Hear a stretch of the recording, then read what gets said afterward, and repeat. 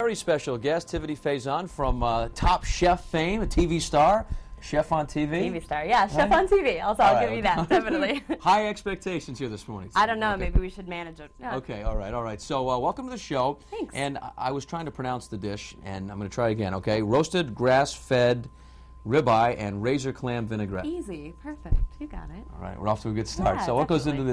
this great dish you have for us So this we're morning? basically just going to take a grass-fed ribeye, roast it off very simply, slice it, and do a bit of a surf and turf, just a razor clam vinaigrette on the top. Razor clams are really specific to this area right now. Those are dug from Duxbury Bay, and they come into season when it is either full moon or high tide, and so we've had both recently. Right. It's really sort of the moment with the razor clams. It's exciting to sort of be able to use them. So. I wanted to, I don't know if we've been able to see these on here. There we go.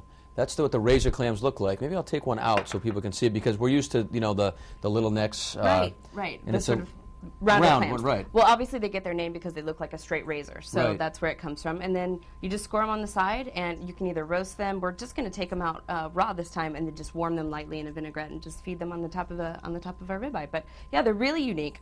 Again, they come out when it's either full moon Right. or high tide, and of course, the moon's been crazy lately, Yeah. and tide has been really high. So it's kind of a beautiful time for them. They're absolutely gorgeous, and they're really sweet, really nice. Little less briny than normal clams than your little necks. All right, looking Yeah. forward to trying them. Thanks, A lot of Tiffani. You fun. can find the recipe and ingredients online at foxprovidence.com. Back to you. All right, so you have seen her on Top Chef, and we're so excited to have Tiffani Faison in our kitchen today, and we're going to be making her exquisite dish in just a second. But first, I know so many of our viewers are so curious about your experience on the show itself. I mean, let's rewind a couple of years to when you were on the first season. I mean, what was it like to initially get the call to say, you know, you're on the show? Well, it was a little bit different back then because we didn't have, the show hadn't existed. So they were Right. really trying to pitch it to us at that point. That's true. It wasn't quite the competitive, you know, it's a little bit different. So Yeah. the call itself was a little nerve-wracking because I'd seen other competitive shows and I was a little worried about just kind of Yeah. going on the show and being perceived in a way that, you know, would be detrimental to my career in some way. But the same producers from Project Runway, and it's really work-based in a lot of ways. So it was interesting. And fast forward now to, you know, this past year where you get the call to say you're going to be on the All-Star Right. edition of it. What was that like? Completely different. It was like going from the Motel 6 to now staying at the Four Seasons. Oh, yeah. The show has really evolved over the span of the last now 8 seasons, and it's been 6 years. Yeah. So it was really fun to just kind of go back on and figure out where I was in my career versus, you know, they had changed as a show, I had changed as a chef, so it was kind of interesting to kind of revisit the whole thing. They certainly, those producers, asked you to do some crazy things on the show. What do you think was like the idea. hardest task that you had when you were on the show? If you could think of a moment that was like so challenging for Living with 17 other Really? people. Yeah. That's, I mean, I think it's one of the things that people really don't talk about is how difficult it is to have your entire life taken away from your Yeah. computer, phone, everything. You have no access to the outside world, That's tough. to your loved ones, so there's no break, essentially.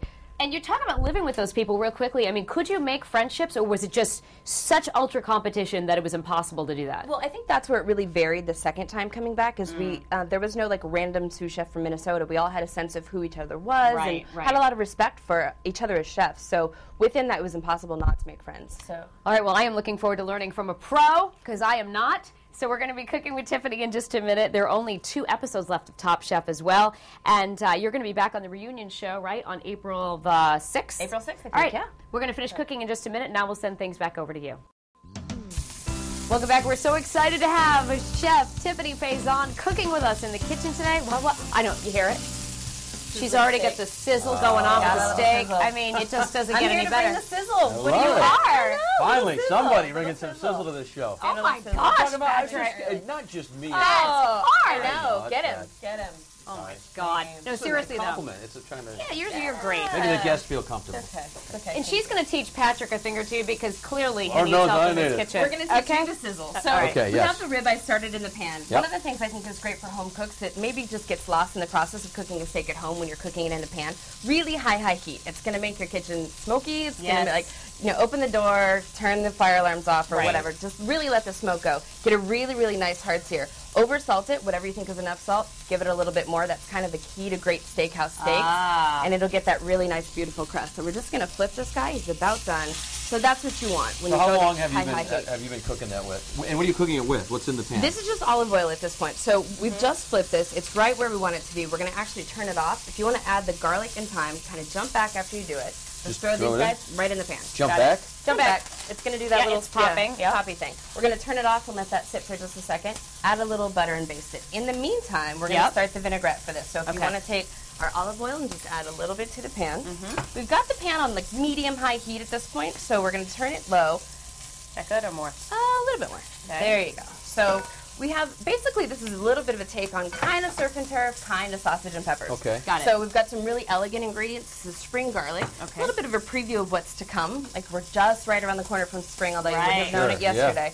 So we're going to start with the garlic. Go ahead. Yep. Okay. Throw the garlic in. More garlic. Peppers. Absolutely.